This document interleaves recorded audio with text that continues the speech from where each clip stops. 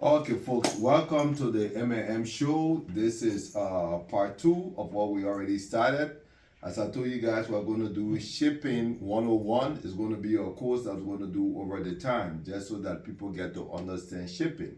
And the reason this is important that we do this is that a lot of families in the U.S. support their family in Liberia, so we're shipping constantly.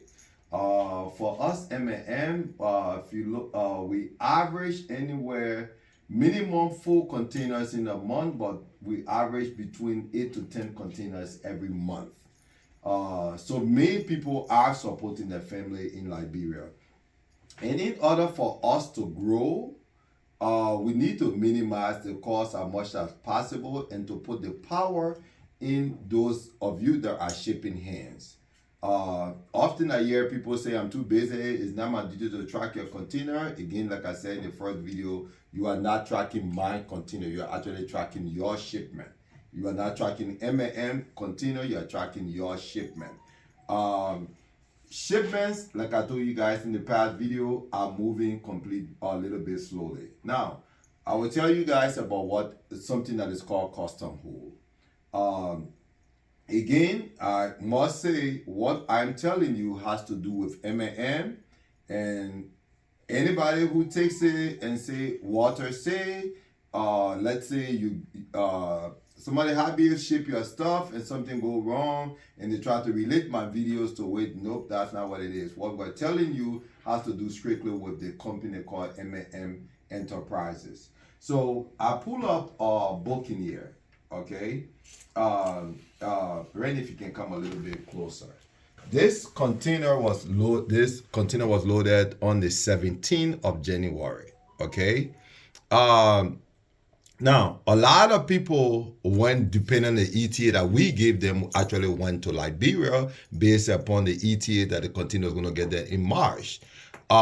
Without tracking the container. Now, if you anybody would have tracked the container, you would have known that this container had an issue. This container was loaded January 17. It got to Newark, New Jersey on the 23rd of January and had no move.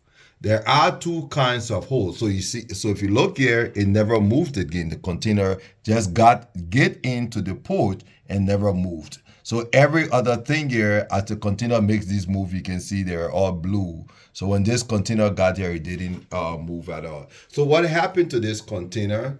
It was pulled by U.S. Custom. Now there are two holes that happen with shipment.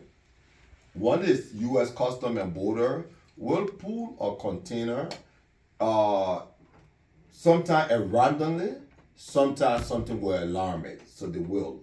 And when the custom pulls a container, they're searching everything, stolen cars, or illegal things, and all of that. But this container was pulled by U.S. Coast Guard. When Coast Guard have a pool, their thing is normally about either a car is in the container and it has a lot of gas in there. That's why when we're doing container, we tell you guys that the gas tank should almost be empty. Either there is laptops, somebody has a bunch of laptops in there, the battery was never taken off, that's called a hazardous container. Somebody could put a propane tank in there. So with Coast Guard, it has a lot to do. It's not like what custom does. Custom is intensive hold. Coast Guard is a little bit different. No matter who pulls the container, there will be the container will be released, but there will be corrective action taken to fix the problem. So this is one of the things that a lot of people are not aware of, that this can happen. We have even had a situation where not enough M&M container, where someone container got to Liberia and U.S. Custom actually requested that container to come back to the U.S. to be searched. So those things do happen.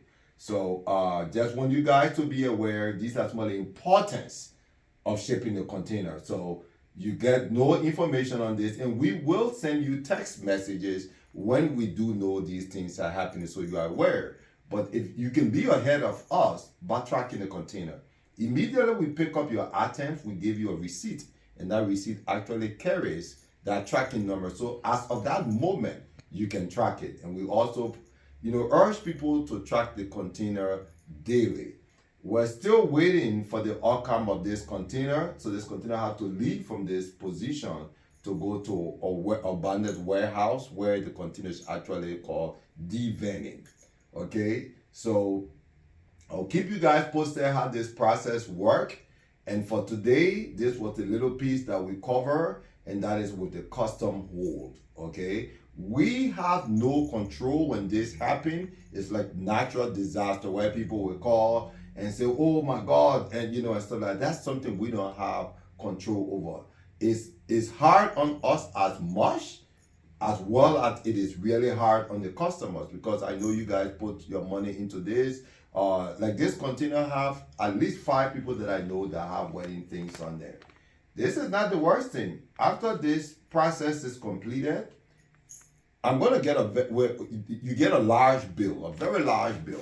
So sometimes when you hear someone say, "I sent my things and I never got the container," we found nothing about the container. Sometimes this happens. This container hasn't moved a lot. There isn't a lot of change.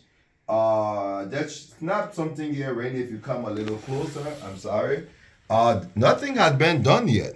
But as far as we're concerned, with nothing being done, there's a preliminary estimate they're asking now. So if we empty this container, but the time the container stays to the port unfairly, they're going to tax us on that and all of that.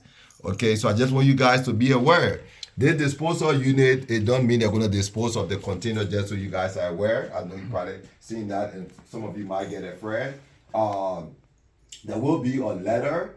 That disposal unit that's the unit that actually does do the searching. So it has nothing to do with going to dispose of your things. Okay. So for today, this is Shipment 101. We're going to discuss more, as it relates to shipping, so you guys have a better idea. Once again, thank you for being a customer to M&M, and we hope to give you the best that our business can provide.